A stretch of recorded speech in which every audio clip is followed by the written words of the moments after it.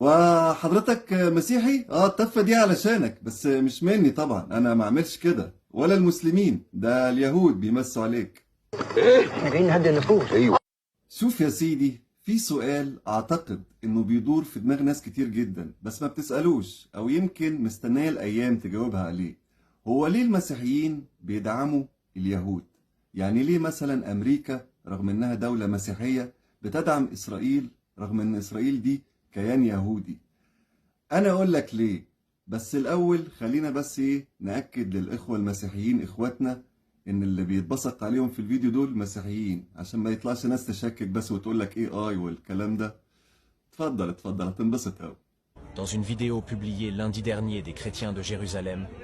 ده فيديو من TV5 قناة فرنساوي معتمدة، بيقول ان لي كريستيان دو جيروزاليم، كريستيان يعني المسيحيين، كريستيانز بتوع جيروزاليم اللي اورشليم، مسيحيين اورشليم القدس، هم اللي بيتم البصق عليهم من قبل اليهود.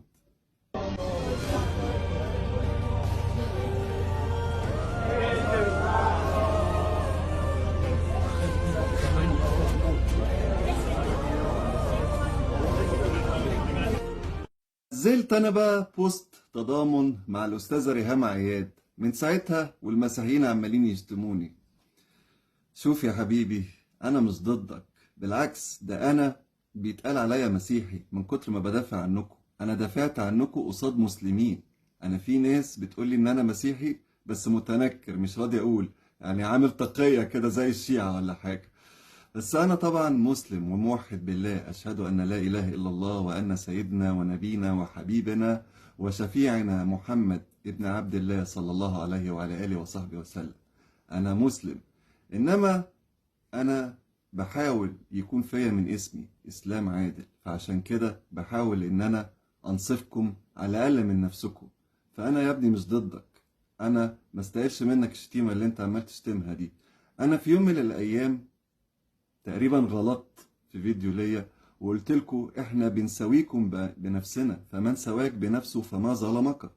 احنا بنقول محمد عبد الله ورسوله وعيسى عبد الله ورسوله، فمن سواك بنفسه فما ظلمك. طلع لي واحد منكم كده ندمني، قال لي انا لا اقبل هذا التشبيه. لا تقبل ايه بس، والنبي تقعد على ديلك في حته ناشفه كده، اللي انتوا قرفتونا. اللي بيتف عليك اهو، مش انا اللي عدوك مش انت اساس عقيدتك الصليب. عدوك بقى اللي ماسك الصليب بتاعك ده قلبه على راسه كده زرع بصل ومسميه المعكوف يا فالح.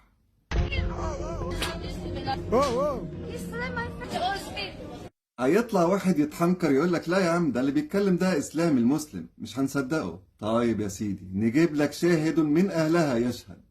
How free are Christians to practice Christianity in Israel? Do you know that evangelicals as churches are not officially recognized in Israel? Not recognized by the government By of the Israel? way, evangelical Christianity is not officially recognized as a denomination in the state of Israel. The biggest problem Christians are facing is in East Jerusalem. They are constantly targeted by radical groups, radical Jewish groups. Let's be clear. Some churches, there was an attempt to burn them. Christian clergy being spit at by these groups.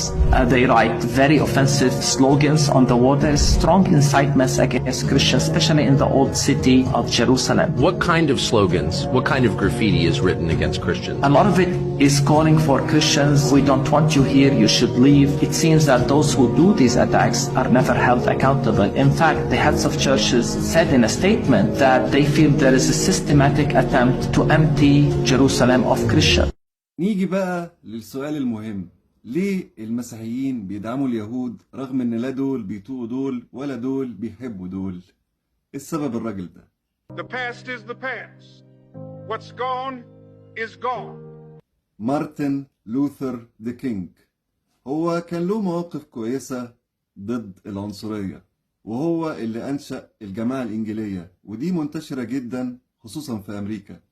الجماعة الإنجيلية دي بتصدق في العهد القديم في سفر حزقيال أعتقد في نبوءة كده إن المسيح عليه السلام، المسيح عيسى ابن مريم، مش هيتنزل تاني إلى الأرض إلا بقيام دولة إسرائيل. فهم عايزين يقيموا دولة إسرائيل، وبعدين بناء يعني تكملة للنبوءة بتاعتهم ان دول اخرى هتقوم عليهم وتقضي على الثلاث ارباعهم، وبعد كده ينزل المسيح عليه السلام مع الربع الاخير منهم. يعني ده في اساس عقيدتهم في سفر حزقيال في العهد القديم ده. كلمة اخيرة لاخواتي المسيحيين، وعشان نهدي بس التدافع اللي انتوا عمالين تتدافعوه مع بعض ده، مسلمين ومسيحيين عمالين تشلطوا لبعض في الفيديوهات، وحاجة بجد يعني لا تليق لا بمسلم ولا بمسيحي. فشوف يا ابن الناس، بطل تدخل على مسلم وتتصل ببرنامج فيه شيخ ولا حاجة وتقول له من هو الديان يا فندم. كتاب ربنا اهو، القرآن الكريم اهو، وانا بتحداك قدام العالم كله، 1,000,000 جنيه مني، 1,000,000 جنيه فيديو هو بصوتي وبصورتي، والا بقى ما بفهمش في اي حاجة ومش هعمل فيديوهات تاني. لو حد فيكم طلع لي من كتاب ربنا ده كلمة ديان دي، مفيش موجودة، مش موجودة. قلب كده اهو الكتاب قدامك اهو، لو طلعت لي كلمة ديان للعالمين دي بتقال على اي حد، حتى لو مش المسيح، انا مش هعمل فيديوهات تاني، وهطلع اعترف في فيديو ان انتوا صح وان انا ما بفهمش في حاجة.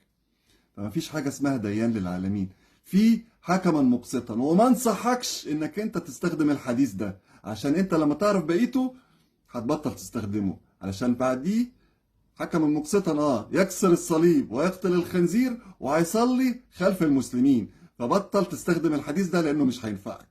انا مش عايز يحصل بينكم مشاجرات وخناقات وتخسروا بعض على الفاضي. بطل تستخدم الحديث ده، مش هينفعك، ومفيش في كتاب ربنا حاجة اسمها حكما مقسطا.